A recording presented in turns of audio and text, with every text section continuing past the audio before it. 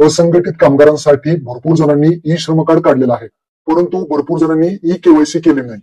E श्रम कार्डची e KYC कशी करायची या व्हिडिओमध्ये मी तुम्हाला थोडक्यात सांगणार आहे. तर व्हिडिओ नक्की आपला शेवटपर्यंत पहा.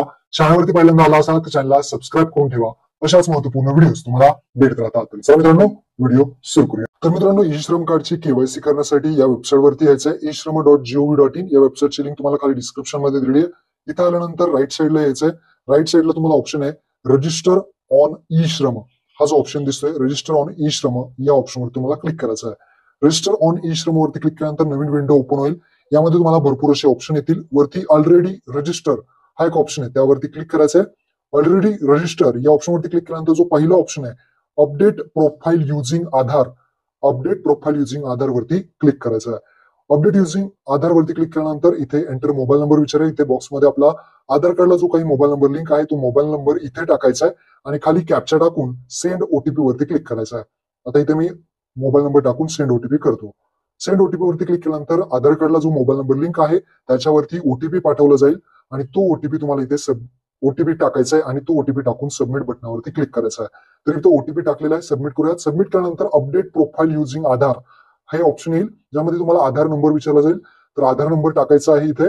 आधार नंबर इथे त्यानंतर या बॉक्समध्ये अशा पद्धतीने 4 डिजिट सगळे टाकायचे. त्यानंतर तुम्ही फिंगरप्रिंट, IRS किंवा ओटीपीच्या माध्यमातून केवायसी करू शकता. तर इथे ओटीपी हा ऑप्शन सिलेक्ट करायचा आहे आणि त्यानंतर कॅप्चा टाकून सबमिट बटनावरती क्लिक करायचा आहे. आधार नंबर टाकलाय, ओटीपी सिलेक्ट करून कॅप्चा टाकून सबमिट केलाय. सबमिट केल्यानंतर आधार कार्डला जो मोबाईल नंबर लिंक आहे त्यावरती आता ओटीपी येणार आहे, कारण ओटीपीच्या माध्यमातून आपण इथे लॉग इन करत आहे, अपडेट करत आहे, केवायसी करत आहे.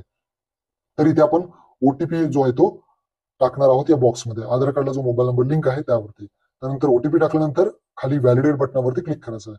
व्हॅलिडेट केल्यानंतर इथे आपल्याला येईल your personal particulars as per Aadhaar. इथे माहिती दाखवली जाईल. आता लक्षात ठेवा भरपूर जण इथे क्लिक करतात, तर इथे क्लिक करायचं नाही.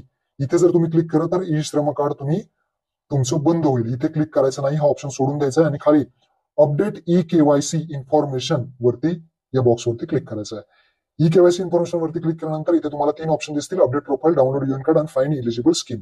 तर आपल्याला पहिला ऑप्शन जो आहे अपडेट प्रोफाईल वरती क्लिक करायचा आहे.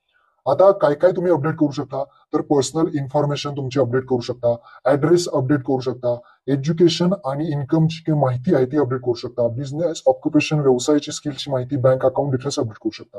तर इथे 3, 2, 5 ऑप्शन आहेत. यापैकी आपल्याला 5 नंबरचा बँक अकाउंट डिटेल्स वरती क्लिक करायचं आहे. बँक अकाउंट डिटेल्स वरती क्लिक केल्यानंतर इथे आपल्याला डू वॉन्ट टू अपडेट, तर येस करायचं. येस केल्यानंतर इथे पहा बँक सीडिंग विथ आधार, इथं जे आहे ते येस असणं गरजेचं आहे. इथे येस असायला पाहिजे, बँक सीडिंग विथ आधार. इथे जर तुमचं नो असेल तर तुम्हाला काय करायचंय, जे काही बँक अकाउंट नंबर असेल, बँक कोणती आधारला सीडिंग आहे त्या बँकेचे खाली तुम्हाला डिटेल्स टाकायचे, सगळे अकाउंट नंबर असेल, तुमचं नाव असेल, IFSC कोड, बँकेचं नाव आणि ही नंतर त्यानंतर माहिती इथे तुम्हाला अपडेट करायची आहे आणि त्यानंतर कन्फर्म करून ही अपडेट तुमचं कम्प्लीट होईल. तर अशा पद्धतीने ही तुम्ही केवायसी करायची आहे आणि बॅकला जायचंय आणि तुमचं कार्ड डाउनलोड करायचंय. बॅकला येऊन हे डाउनलोड युएन कार्ड वरती क्लिक करायचं आहे. हे तुमचं जे कार्ड आहे ते इथे दाखवलं जाईल. वरती हिरव्या रंगामध्ये डाउनलोड युएन कार्ड हा ऑप्शन तुम्हाला दिसेल. या ऑप्शनवरती तुम्ही क्लिक केलं की तुमचं हे कार्ड डाउनलोड होईल आणि त्या कार्डमध्ये सगळी माहिती तुम्हाला दिसेल. तुमची जी काही माहिती असेल ती इथे दाखवली जाईल. तर अशा पद्धतीने तुम्ही तुमची केवायसी करून तुमचं कार्ड डाउनलोड करू शकता. महत्वपूर्ण हा व्हिडिओ होता, आपल्या मित्रांना नक्की शेअर करा. धन्यवाद. जय हिंद, जय महाराष्ट्र.